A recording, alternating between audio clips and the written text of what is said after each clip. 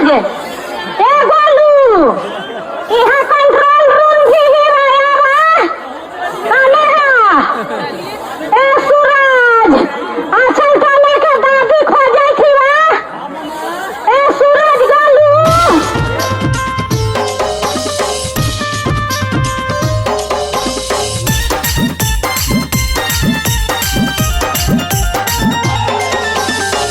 नवमी के दिन हम अलिए हम मेला घूरे।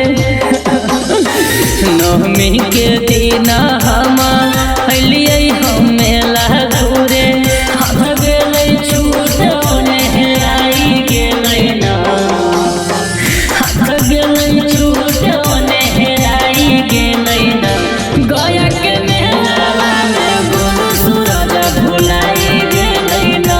पटना के मेला में गोलू सूरज भुलाई गेलै ना। सूरज ए गोलू यहाँ कंट्रोल रूम भी आया बा कने हा ए सूरज अच्छा चले के दादी खोजे थी बा ए सूरज गोलू ठेलवा पर खाइत रही चाचा चोबिन छोला हो छोला हो। ठेलवा पर खाइत रही चाचा चोबिन छोला हो। पोती से पता नहीं चलला मोरा हो।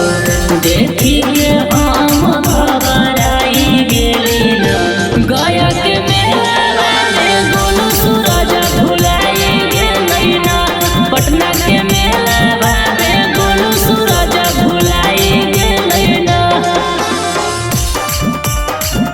सूरज ए गोलू यहाँ कंट्रोल रूम भी आया बा कने हा ए सूरज अच्छा चले के दादी खोजे थी बा ए सूरज गोलू ऐसन घटना घटलै सोचले न रहली। ऐसन घटना घटलै सोचले न रहली। अपन सुनवा जैसन काहे तया गली।